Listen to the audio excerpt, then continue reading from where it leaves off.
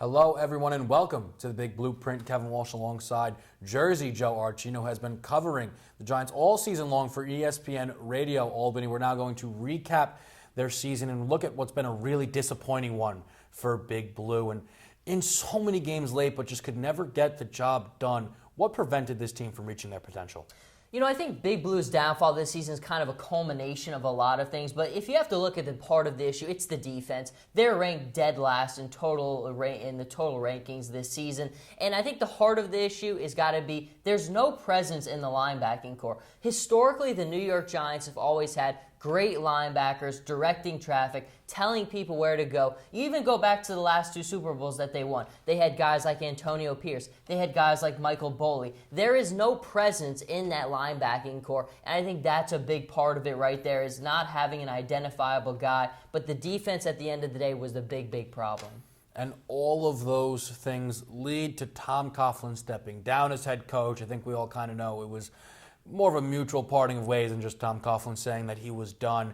But they now need a new head coach, and there's talks maybe they handle things internally. What do you think is the best move for the Giants in filling that head coach role? Yeah, I mean, Coach Coughlin, you talk about a legend and just a special man, not just on the football field, but off of it as well. The Giants always like to do things internally. They always like to keep people who have had connections to their team, connections to their people, and that's why I think when you look at them right now, I think they probably are leaning towards offensive coordinator Ben McAdoo. Last year, from what I heard internally from some people, is that they really wanted him for the head coaching position, but he wasn't ready yet. They still thought that he had to learn a little bit, because that is a difficult leap forward to make, going from coordinator to head coach. But I think he's learned a lot in year two under this system. He's clearly learned a lot and has a deep appreciation from what he learned from Coach Coughlin. So I think at the end of the day, if you had to kind of put your money on somebody to get the job, it might be him, because you know the Giants are always going to try to keep it internal. And I think at the end of the day, he might be the guy to get the job.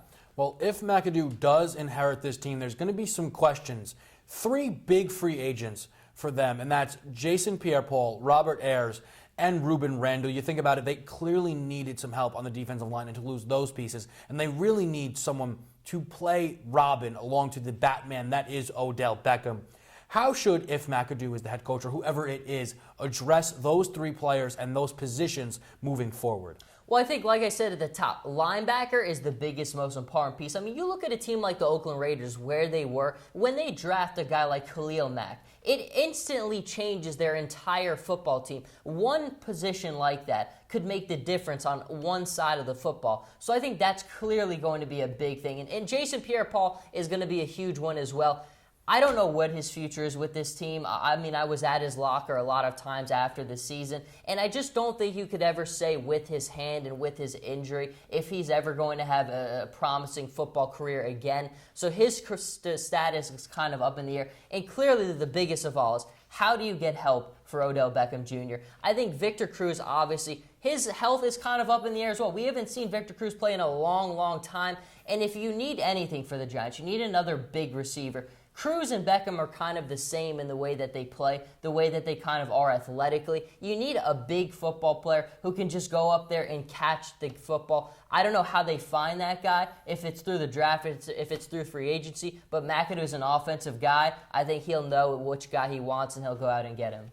Well, you kind of set me up there, because obviously Giants fans, I think, for a long time now have kind of been looking towards the draft. They're probably quite happy, actually, to lose that final game to the Eagles. It puts them at 10th when they're going to be picking in April. Position-wise, where should the Giants look to address? You know, obviously linebacker, like I've been saying, but I'm not going to be boring and keep saying linebacker. I'm going to go to the offensive line, because, again, this offense showed a lot of good things this year. I think sometimes it was kind of difficult for the team, because when the defense did play pretty well, the offense wasn't having a great game. And when the offense was at its best, the defense could never help them out. So I think the offensive line is going to be another big thing. It took this team a long time to kind of find consistency in the running game. They really tried to have a four-tier running back system. That didn't really work out. And when they went back to the single rushing system with Rashad Jennings, I think the line play started to get a little bit better. So it all starts with the linebacking core. I think then you look at the offensive line, and then you go back to the defensive line. I think those areas right there are all the biggest needs and the biggest concerns for Big Blue.